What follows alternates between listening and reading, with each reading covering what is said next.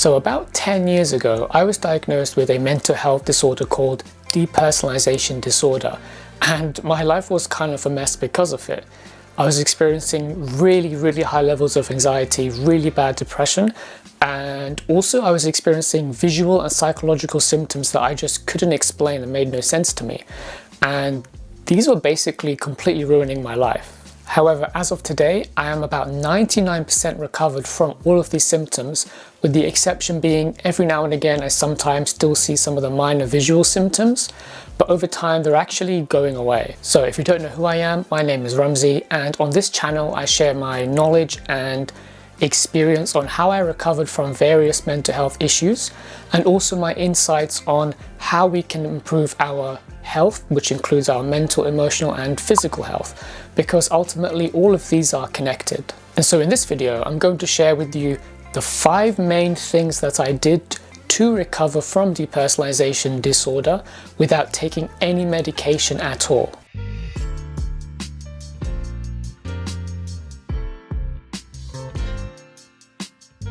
And so this video is not just for people who have anxiety related depersonalization, but also for people who are like me, who had the actual depersonalization disorder.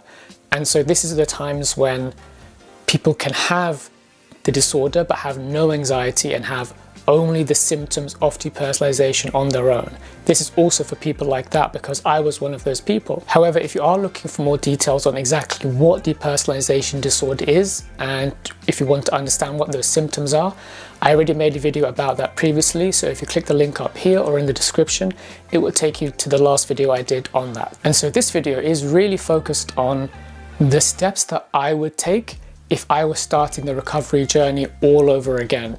So the order that I'm presenting, it isn't necessarily going to be the exact same order for everyone else. However, the first 2 things in these 5 steps I think are vital to start with. And stick around till the end of the video because there is an added bonus there. And so the first step to recovering from depersonalization disorder is to understand and to demystify the symptoms. And this is because the symptoms of depersonalization disorder can be so scary and disturbing that they create anxiety, which leads to creating more symptoms. And so therefore it's important we understand exactly what's going on and why these symptoms are happening in the first place. And so ultimately, from my own experiences, depersonalization disorder happens because of our mind and our nervous system being in a state of hypersensitivity. And this is because part of the mind believes that there is a threat to your well-being, whether it's your mental, emotional or your physical well-being. And so what it does is it triggers the fight, flight and freeze response, and specifically triggering the freeze response.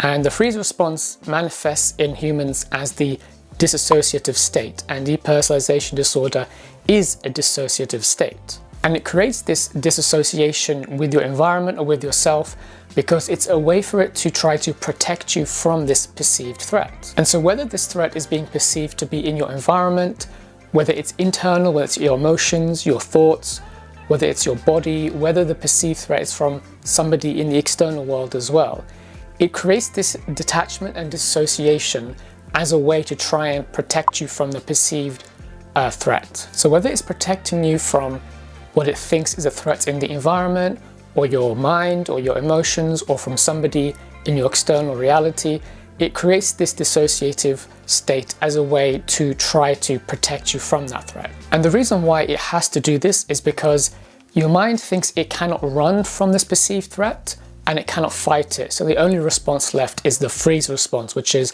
the dissociative state, which is why detachment happens.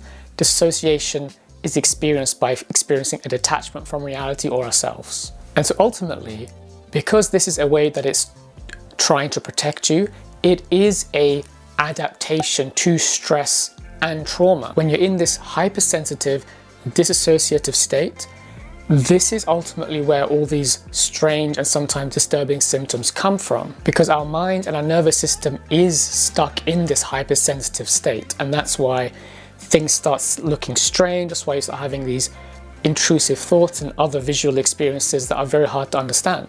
And so really this is only an introduction to understanding and demystifying the symptoms. The video I did last time goes into much more detail about the symptoms, so click the link up here or the link in the description to get more information on that. And so the second step that I took to recovering from depersonalization disorder is to accept the experience. So this can be very much misunderstood. I myself, when I was told to accept the experience, I didn't understand it and thought it made no sense. So when I say accept depersonalization, what I'm saying is you need to be okay with the experience you're having. I'm not saying to give up. I'm not saying don't take action. I'm saying mentally and emotionally, you need to be okay with the experience, and so by doing this you stop resisting and fearing the experience. And so it's understandable that at first, for many years even, I was scared of the whole experience, and so because I was scared of it, I was mentally resisting it. It was only when I actually started to accept what was happening, I stopped being as afraid of the symptoms, and I could see it was only my perception that was altered by being in this hypersensitive, dissociative state. And so accepting is really the first step to overcoming depersonalization disorder, because when you accept it, you stop fearing it, and because you stop fearing it, you stop creating more of the symptoms. And so if you notice that you're avoiding taking action to recover, if you notice you're avoiding, for example, looking for help with therapy, or if you haven't told anybody about the experiences you're having, this is a possible indication that you haven't really accepted the situation that you're in.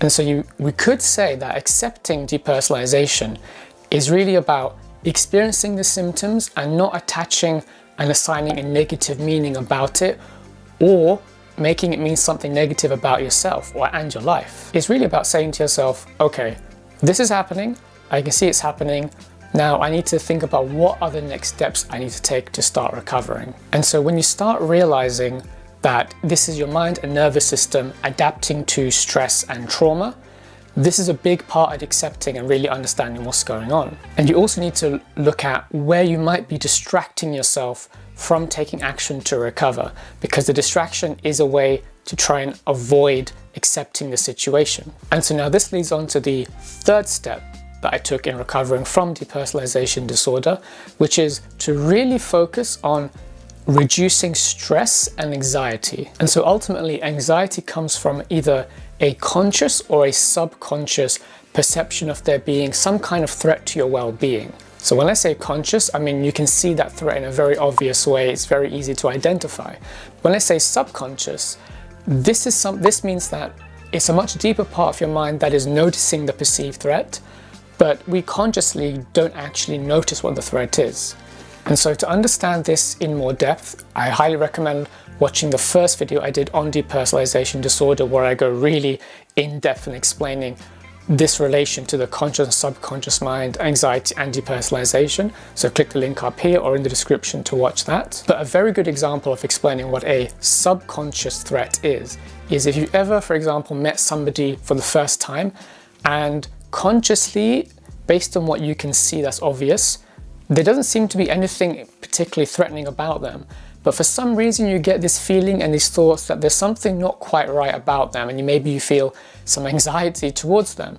That's a very good example of a subconscious anxiety. So you don't know why you're experiencing anxiety, but it's there. You just haven't noticed or picked up consciously what that potential threat to your well-being is. However, a deeper part of your mind, your subconscious, has noticed it. And so the key point to understand is that a perceived threat can be physical, mental, or emotional. So, a physical threat, let's say it's somebody who looks dangerous walking towards you in the street, that if you start experiencing anxiety from that, yes, okay, that's an understandable reason for experiencing anxiety.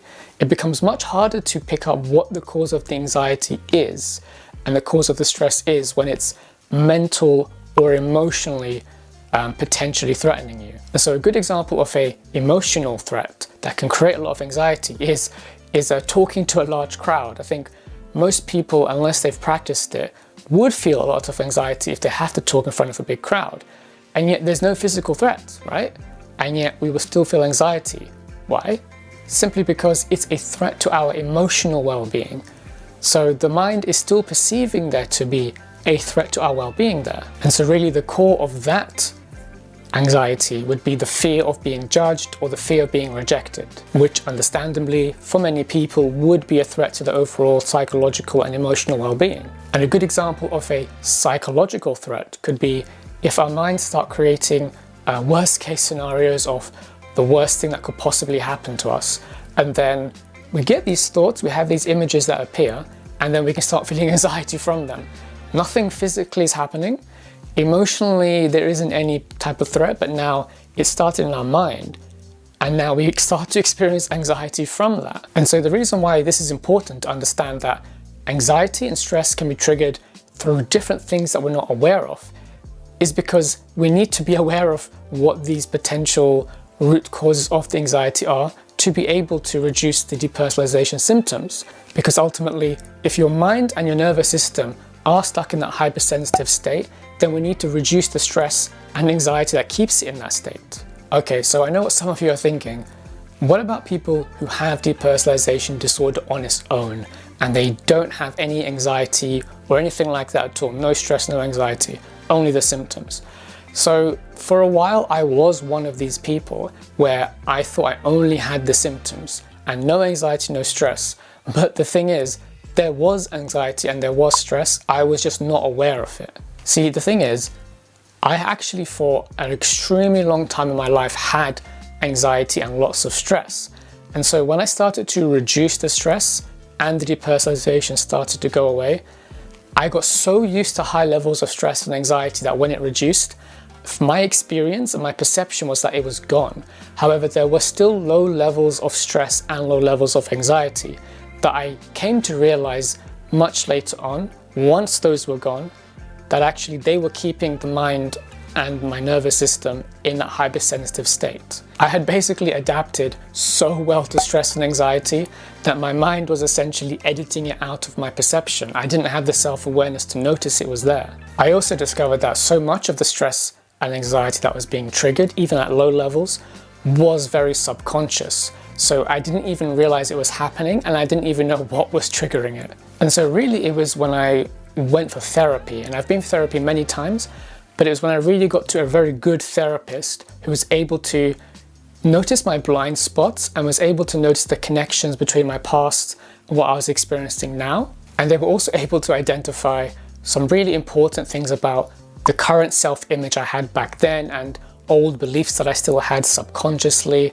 that were really keeping the stress and anxiety going. I also found that a really good thing that I learned to do was to use sleep affirmations. So what I would do is I'd go on YouTube, I'd find affirmations that were specifically aimed at reducing anxiety, and when I'd sleep I'd have them playing on my phone on the side. And that might sound strange, but if you think about it, when we're asleep our conscious mind switches off. I've done a whole video on this when I talked about dreams, so if you click a link up here or in the description, you can watch a video on that if you want to know more. But essentially when we're asleep, our conscious mind switches off and our subconscious mind is completely open, which means it's very suggestive. And so by playing these, you could say anti-anxiety affirmations, these very positive affirmations, the more I did this over time, it took maybe a week or 2 or 3 to really start seeing results.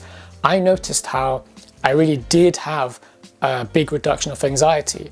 And this is because it was rewriting old programs that were all about anxiety.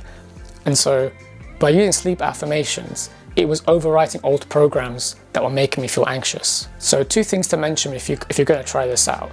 Make sure you know exactly what's being said in these affirmations, because in the same way you'd want to know what food is being put in your body, you want to know what instructions are being put into your mind. It's like a form of self-hypnosis in a way. So make sure you can, before you sleep, go through and understand what exactly you're going to be putting into your subconscious. And if you're good with it, then give it a try. The other thing to note is that you may get very, very intense dreams, and I think this is normal. For me, what would happen is I'd have dreams that were like a combination of past experiences and representations of what I was feeling. And I found that through experiencing those, it was like it was releasing old memories, old emotions, which I believe seriously helped in reducing stress and anxiety. And this is why mindfulness practices are so important, because it gives us the ability to readily see and observe what we're thinking, how we're feeling, and how this connects to what we're doing. These practices also enable us to observe our thoughts and emotions neutrally and not get completely identified with them. And so the problems really happen for so many things when we are completely identified with our thoughts, our emotions, and our mind.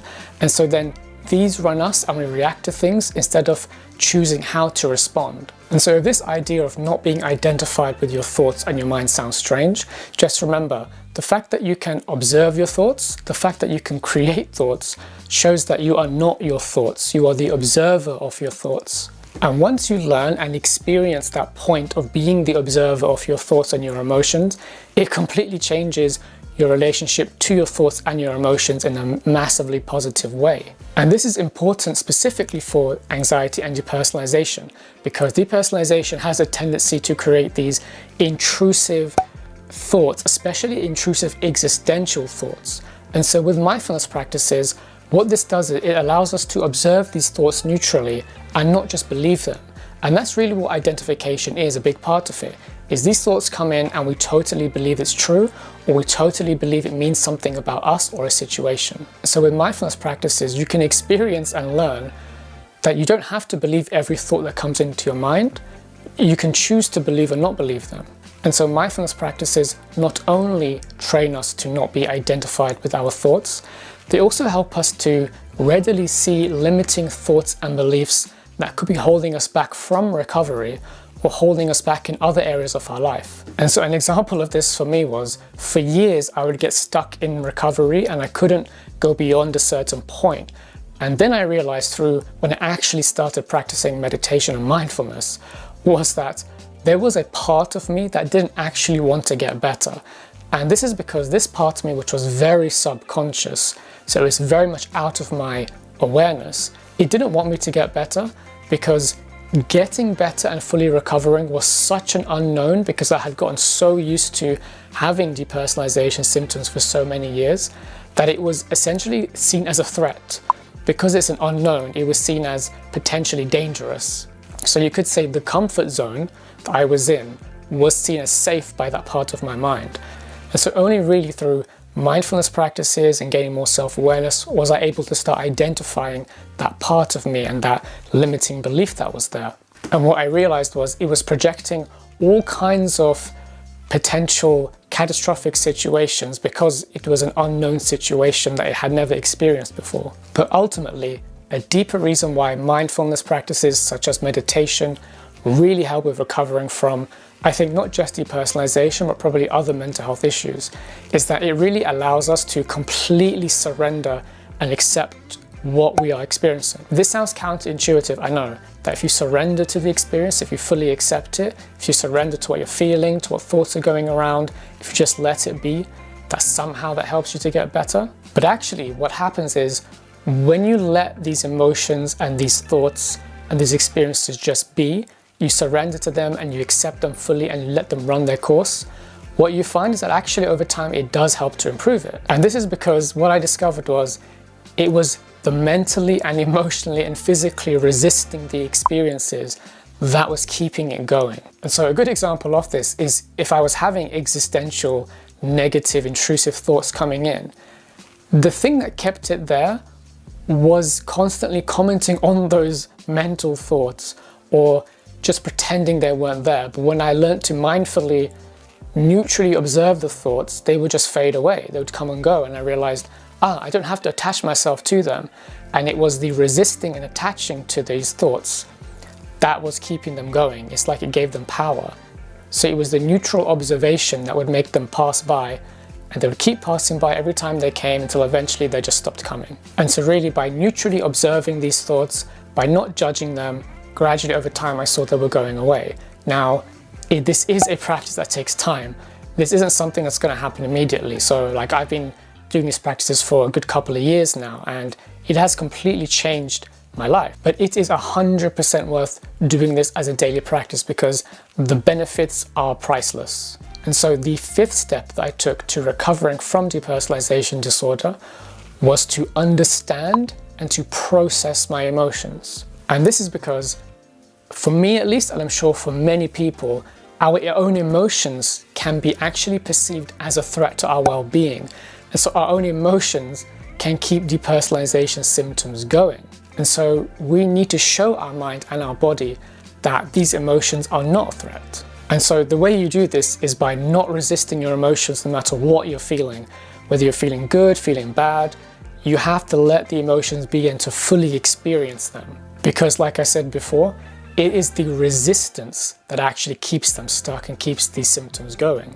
And so this means whatever we're feeling in the present moment, we need to be fully with it and fully present. We need to put our attention on it and to feel it. And we also need to make sure that we're not distracting ourselves from it, because I think, we've all done it at some point where we feel bad, so we have to find a way to distract ourselves. But that's a form of resistance, because you're not actually addressing the emotion itself, you're not processing it. And so what you'll notice is when you get into the practice of feeling your emotions completely and letting whatever comes up, comes up. If you need to cry, for example, that's one form of a release. What this really does is when you feel the emotion and let it run its course, it starts to release and eventually it goes away. And this is extremely important because our society has conditioned us, I believe, to essentially suppress our emotions, because we were never really taught as a society how to process and deal with our emotions.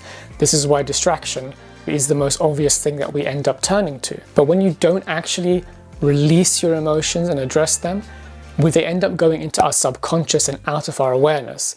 And this is why we experience emotional triggers, where we don't know why we're feeling a certain way, but these feelings come up because they were buried in our subconscious. And so because we've resisted and suppressed these emotions for so long, they become stuck within us and they need to be released. If we have external experiences or mental or emotional events that happen and they trigger these painful experiences that don't really match what's going on, it's extremely likely that this is a past emotion being triggered because a similar scenario is now happening right now in the present moment. And this is why it's important to feel them and let them run their course so that you can finally release them. And this is what I noticed for me, that depersonalization symptoms would occur way more frequently when I was feeling negative emotions and intense emotions.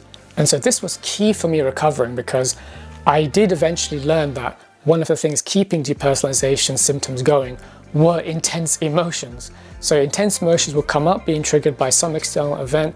These emotions were almost always something that was suppressed from the past.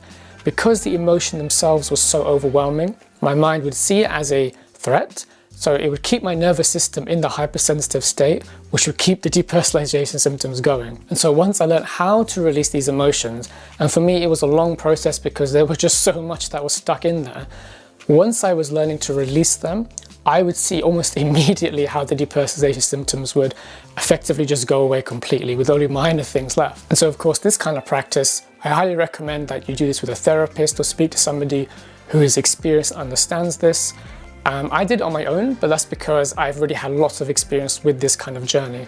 So you definitely want to find a therapist or a professional who is good at understanding this idea of suppressed emotions and how to release them, because these are almost always connected to some kind of trauma or stress that just is still stuck within you and hasn't been released and processed. So thank you for sticking this far in the video. So the bonus is that there's actually a 6th step, but it's technically not a step you do at the end of all these 5 steps. Is something you should be doing throughout this whole recovery journey. And so the bonus 6th step that I took to recovering from depersonalization disorder was persistence and consistency. And so with all these practices, with all these things you're learning, the only way it's actually going to create results is if you persist and you're consistent with taking right action. And this is because the way that depersonalization symptoms and mental health issues develop in the first place, from my perspective, is that there were persistent and consistent negative experiences that led to where you are now.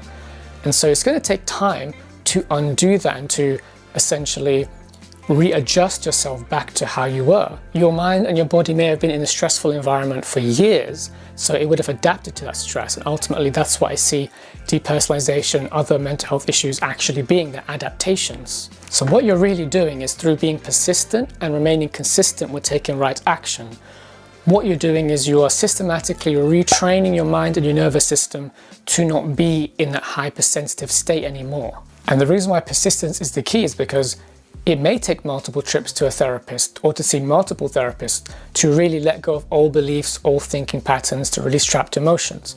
It takes persistence to actually get the benefits from mindfulness and meditation practices. So for me, for example, it's a daily thing where maybe once or twice I'll meditate every single day, and I've been doing it for a couple of years now. And so with persistence and with consistency, the core foundation of this is patience.